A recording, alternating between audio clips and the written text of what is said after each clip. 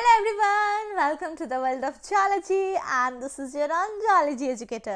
So आज ये हमारा 18th लेक्चर है. ओके, ऑलरेडी हमने 17 लेक्चर्स कंप्लीट कर रखा है.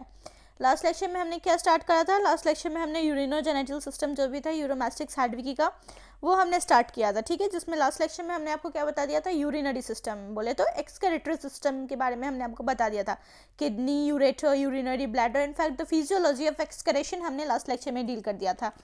ये हमारा लेक्चर है जिसमें हम जेनिटल सिस्टम, बोले तो रिप्रोडक्टिव सिस्टम जो यूरोमैस्टिक्स हैडविकी का होता है, that is male reproductive system और फीमेल रिप्रोडक्टिव सिस्टम, उसके बारे में आज के लेक्चर में हम देखने वाले हैं. ठीक है, आज का लेक्चर कंप्लीट होते समझो तो आपका 15 मार्क्स का एक क्वेश्चन कंप्लीट हो जाएगा. कल वाला आई मीन जो प्रीवियस लेक्चर था जो कि यूरिनरी सिस्टम था और आज वाला रिप्रोडक्टिव सिस्टम, दोनों को कंबाइन करके एक क्वेश्चन आता है. ठीक है, यूरिनरी जेनिटल सिस्टम जो यूरोमैस्टिक्स हैडविकी का होता है, प्रीवियस ईयर में ये पूछा हुआ क्वेश्चन है. तो दोनों को अगर आप अच्छे से देख लेते हैं, नोट्स इसका कर लेते हैं, तो फिर you will be able to secure 15 marks in your examination. ठीक है, so without wasting much time let's start our lecture because come time में ज़्यादा कंटेंट देना है और सिलेबस अच्छे से कवर करना है. ठीक है, चलिए स्टार्ट करते हैं. आ जाइए. ये तो हमारा यूरोमैस्टिक्स हैडविकी है. फर्स्ट लेक्चर से ही आप इसको देखते आ रहे हैं, अभी तक तो याद भी हो गया होगा. चलिए आ जाइए. ये है male urinogenital system. Let me select the pen.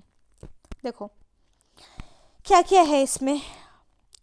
हाँ, और सबसे इम्पॉर्टेंट बात, बायोलॉजी का जो भी एग्ज़ाम होता है, आई मीन जियोलॉजी का जो भी एग्ज़ाम होता है, कंटेंट राइट करना तो सही बात है, मतलब आंसर लिखोगे नहीं तो मार्क्स कहाँ से मिलेगा, लेकिन उसके साथ साथ डायग्राम रहता है तो मार्क्स ज़्यादा सिक्योर होता है. ठीक है, तो डायग्राम याद करना और उसको प्रैक्टिस करना ज़्यादा इंपॉर्टेंट होता है. कोई भी जो भी बायोलॉजी वाले स्टूडेंट होते हैं तो उनका जितना ज़्यादा डायग्राम पे कमांड रहता है तो उतना ज़्यादा मार्क्स अच्छा सिक्योर होता है. ठीक है, तो डायग्राम एक बार देख लीजिएगा. क्वेश्चन अगर आ जाए बाई चांस अगर क्वेश्चन आ जाए तो फिर डायग्राम के साथ आंसर लिखिएगा तो ज़्यादा सही रहेगा. ठीक है, तो एक बार डायग्राम देख लीजिए ताकि आपको याद हो जाए.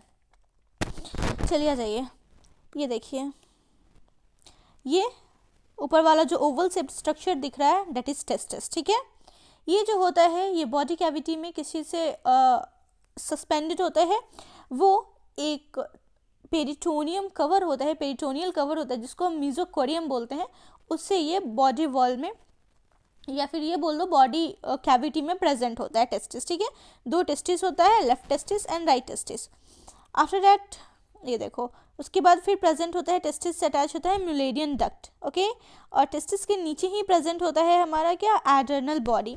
यहाँ पे ये एपिडिडाइमिस दिख रहा है. देन ये वाला जो पोर्शन हो गया, this is known as vas deferens. Vas deferens को हम वुल्फियन डक्ट भी बोलते हैं. ठीक है, और ये जो मुलेरियन डक्ट होता है ये वेस्टिजियल होता है यहाँ पे. ठीक है, ये जो होता है ये वेस्टिजियल होता है और वास्ट डिफरेंस को ही हम वुल्फियन डक्ट बोलते हैं. ठीक है, फिर नीचे आ जाओ तो यहाँ पे ये रेक्टम प्रेजेंट है. ये वास्ट डिफरेंस का ओपनिंग है, यहाँ पे ये यूरेटर का ओपनिंग है. This one is cloacal chamber.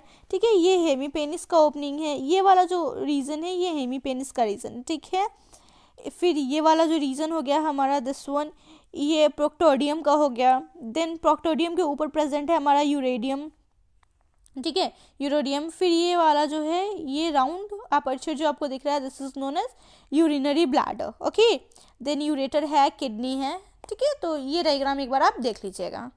चलिए आ जाइए. नेक्स्ट स्टार्ट करते हैं मेल रिप्रोडक्टिव सिस्टम से. मेल रिप्रोडक्टिव सिस्टम में होता क्या क्या है, एक पेयर टेस्टिस का होता है, एक पेयर वासा डिफरेंसिया का होता है और एक पेयर हेमीपेनिस का होता है. अब इन सब के बारे में डिटेल में हम पढ़ने वाले हैं. टेस्टिस जो होता है वो प्राइमरी सेक्स ऑर्गन होता है. ठीक है, यानी कि गैमेट का प्रोडक्शन जो होता है सेक्सुअल रिप्रोडक्शन में वो टेस्टिस में ही होता है.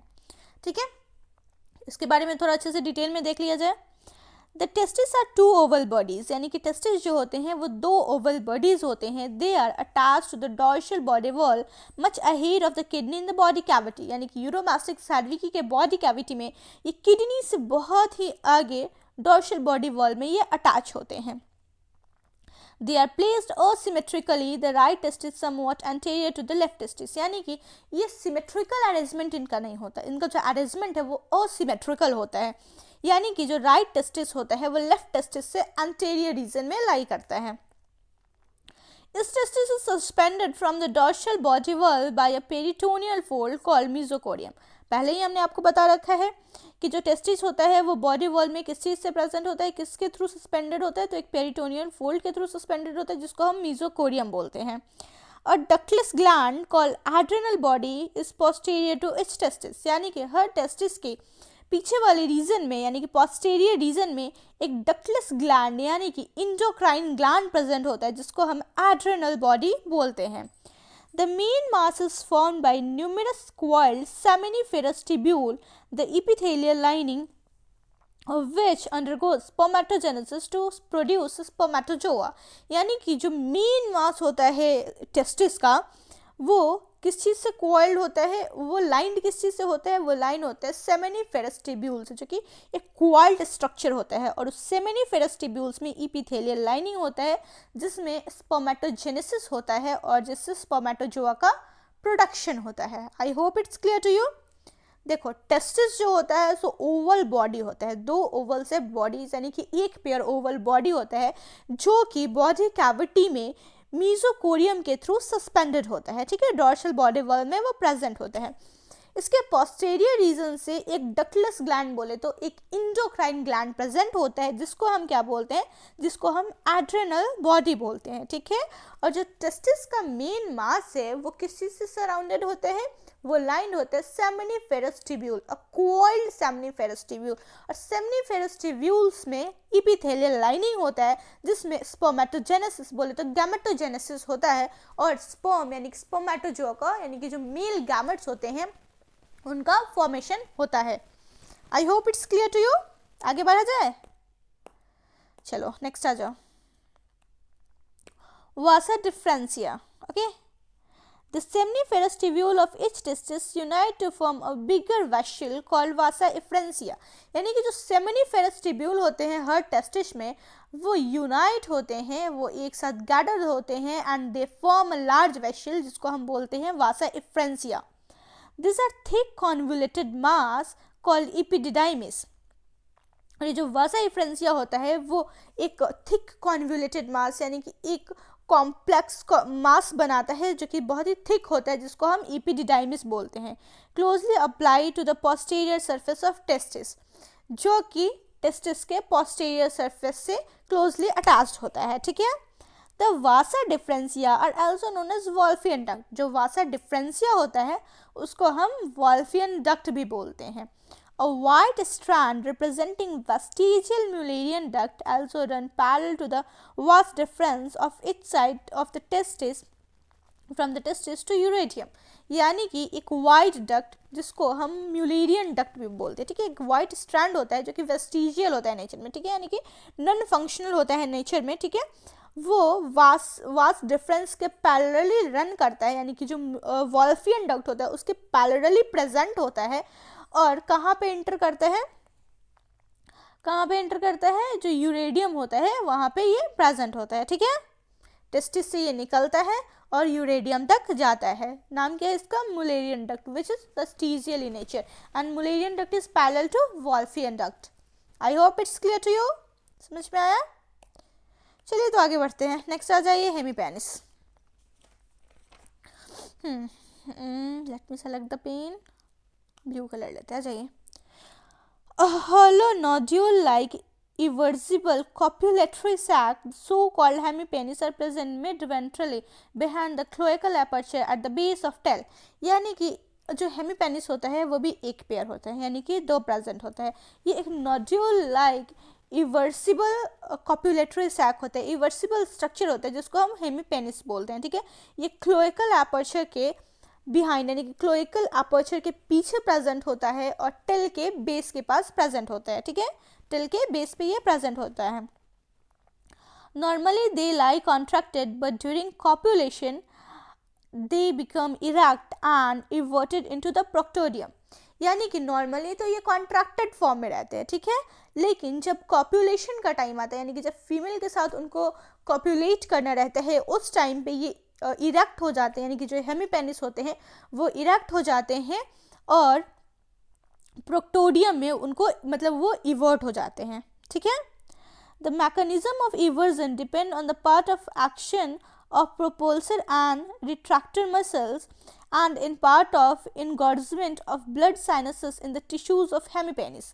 यानी कि ये जो मैकेनिज्म होता है इवर्जन का यानी कि जो हेमीपेनिस का जो हेमीपेनिस का इवर्जन होता है क्लोएका में, वो भी क्लोएका की किस रीजन में, प्रोक्टोडियम वाली रीजन में जो इसका हेमीपेनिस का इवर्जन होता है वो कुछ फैक्टर्स पे डिपेंड करता है, यानी कि उसका कुछ मैकेनिज्म पे डिपेंड करता है।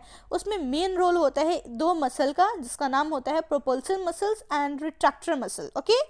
और उसमें मेन रोल क्या प्ले करता है, यानी कि जो हेमीपेनिस का जो टिश्यूज होता है जिसमें ब्लड साइनसेस प्रेजेंट होता है, जो कि देखो इनगॉर्जमेंट जो होता है ना वो एक स्टेट होता है, ठीक है, state of part of the body that has become swollen और फिल्ड विथ फ्लूइड या फिर लिक्विड बोल दो, ठीक है। तो जो ब्लड साइनसेस से भरा हुआ पार्ट होता है, जो टिश्यूज होता है हेमीपेनिस का, वो इसमें बहुत ही इंपॉर्टेंट रोल प्ले करता है सो डैट जो हेमीपेनिस है वो इरेक्ट हो सके।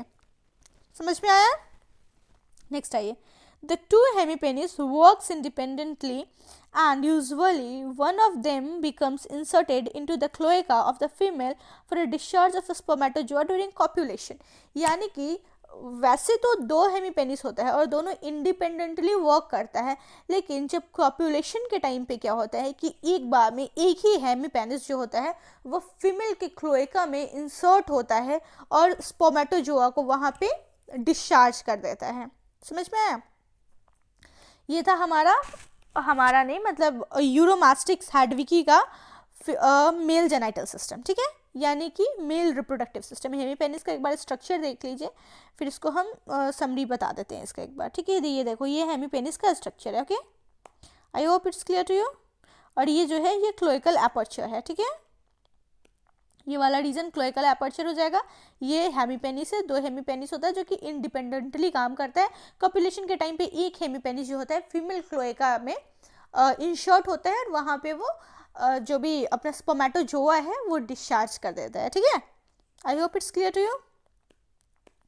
तो ये रहा यूरोमास्टिक्स हैडविकी का मेल रिप्रोडक्टिव सिस्टम, ठीक है। आ जाइए अब female reproductive system. Female reproductive system में क्या क्या होता है? फीमेल रिप्रोडक्टिव सिस्टम में एक पेयर ओवरी होता है और एक पेयर ओविडक्ट होता है। अब इसका हम फिगर देख लेंगे, वही फिगर है, बस यहाँ पे टेस्टिस की जगह ओवरी दिया हुआ है, यानी कि फीमेल का है तो ऑब्वियस सा बात है फीमेल में टेस्टिस तो होगा नहीं, फीमेल में ओवरी ही प्रेजेंट होगा। तो ये ओवरी है और ओवरी जो होता है मीजोवेरियम से बॉडी कैविटी में प्रेजेंट होता है, सस्पेंडेड होता है बॉडी कैविटी में। पेरिटोनियल मेम्ब्रेन जिसको हम मीजोवेरियम बोलते हैं उसके थ्रू प्रेजेंट होता है। ये देखो ये ओविडक्ट है, ओके, ये ओविडक्ट है, दो ओविडक्ट होता है, दो ओवरी होता है, यानी कि एक पेयर ओविडक्ट और एक पेयर ओवरी होता है। यहाँ पे देख लेते हैं तो ये यूरेटर हो गया। आफ्टर डैट यहाँ पे देख लीजिएगा तो ये यूरिनरी ब्लैडर है, फिर यहाँ पे क्लोइका है, ठीक है, ये क्लोइकल चैम्बर है, इसका फिर फर्दर डिवीजन भी दिया हुआ है, यूरेडियम दिया हुआ है, कॉप्रोडियम दिया हुआ है एंड प्रोक्टोडियम दिया हुआ है। फिर देखिए यहाँ पे किडनी के पोस्टीरियर रीजन में फिर हमारा एड्रेनल बॉडी भी दिया हुआ है, फिर यहाँ पे फॉलिकल्स प्रेजेंट है जिसमें ओवा का फॉर्मेशन होता है, ठीक है। फिर ये जो है ये यूरेटर का ओपनिंग दिया हुआ है, मतलब ये जो है सो पूरा का पूरा फीमेल यूरिनोजेनिटल सिस्टम यूरोमास्टिक्स हैडविकी का है, ओके। एक बार इस फिगर को प्रैक्टिस कर लीजिएगा घर पे, इजी रहेगा एग्जाम में बनाने में, ओके। चलिए आ जाइए थियरी पे आते हैं। Ovaries, the two ovaries are found in the abdominal cavity slightly posterior to the position of testis in male। यानी कि जो ओवरी होता है वो एब्डोमिनल कैविटी में दोनों ओवरी प्रेजेंट होता है और इसका लोकेशन क्या होता है, मेल में जो टेस्टिस का जो लोकेशन होता है उससे थोड़ा सा पीछे, थोड़ा सा पोस्टीरियर रीजन में ये प्रेजेंट होता है, ठीक है। The right ovary is somewhat anterior to the left one and it's suspended to the dorsal body wall by a double fold of peritoneum, the mesothelium। यानी कि जो राइट ओवरी होता है वो लेफ्ट ओवरी से थोड़ा एंटीरियर पोजीशन पे present होता है और वो बॉडी कैविटी में प्रेजेंट होते हैं किस चीज़ के through, double folded peritoneal membrane के थ्रू, जिसको हम क्या बोलते हैं, मेसोवेरियम बोलते हैं। The ovary is made up of several lobules। Ovary जो होता है बहुत सारे लोब्यूल से बना हुआ होता है जो कि लाइन किस चीज़ से होते हैं, जेनाइटल इपिथेलियम से लाइंड होते हैं। और ये जो जेनाइटल इपिथेलियम के सेल्स है इनमें oogenesis होता है जिससे ओवा का फॉर्मेशन होता है। The ripened ova released by rupture of follicles flowed in the coelomic fluid of the body cavity। जो राइप्ड ओवा होता है जो कि फॉलिकल्स के रिलीज करने से, यानी कि फॉलिकल के रप्चर होने से वो रिलीज हो जाता है, ठीक है। जो ओवा का फॉर्मेशन है वो जेनिटल एपिथेलियम में हुआ, the process is known as oogenesis, ठीक है। और जब ओवा राइप हो जाता है तो फॉलिकल्स रप्चर कर जाते हैं और ओवा रिलीज आउट हो जाता है, और कहाँ पे प्रेजेंट हो जाता है, बॉडी कैविटी, यानी कि जो सिलोमिक फ्लूइड होता है वहाँ पे ये तैरता रहता है, ठीक है, फ्लोट करता रहता है। समझ में आया? नेक्स्ट आ जाइए, अब देखते हैं हम लोग oviduct. The two oviduct are long, thin-walled and much plated और folded tubes independent of ovaries, यानी कि दो ओविडक्ट भी प्रेजेंट होते हैं, यानी कि ये वन पेयर ओविडक्ट भी हो गया, ठीक है, वन पेयर ओवरी हमने देखा था, वन पेयर ओविडक्ट भी हो जाता है। ये लॉन्ग होते हैं, थिन वॉल्ड होते हैं, और ये जो होते हैं ये एक फोल्डेड ट्यूब्स होते हैं, ठीक है, जो कि ओवरीज से ये इंडिपेंडेंट होते हैं, ठीक है। They are kept in position and attached to the dorsal wall by a fold of peritoneum, the broad ligament mesotubarium, यानी कि ये जो होते हैं ये बॉडी वॉल से कैसे अटैच होते हैं, पेरिटोनियल मेम्ब्रेन के थ्रू अटैच होते हैं, जिसको हम मेसोट्यूबेरियम बोलते हैं। The broad anterior end of each oviduct is called oviducal funnel, यानी कि जो ब्रॉड एंटीरियर एंड होता है हर ओविडक्ट का उसको हम ओविडकल फनल बोलते हैं।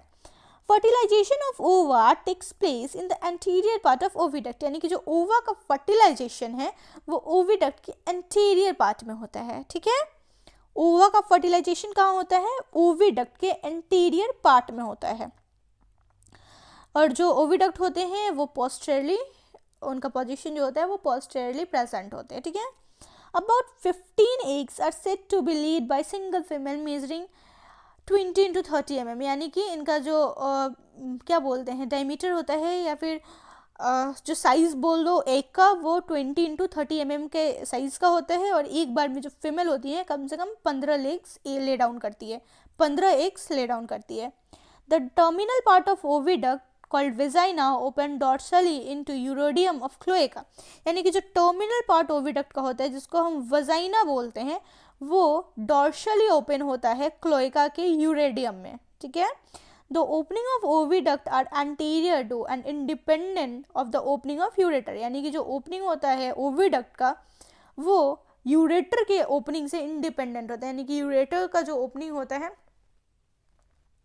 यूरेटर का जो होता है ओपनिंग वो अलग होता है, और ये जो ओविडक्ट का ओपनिंग होता है बोथ आर सेपरेट, यानी कि both are independent of each other, ठीक है।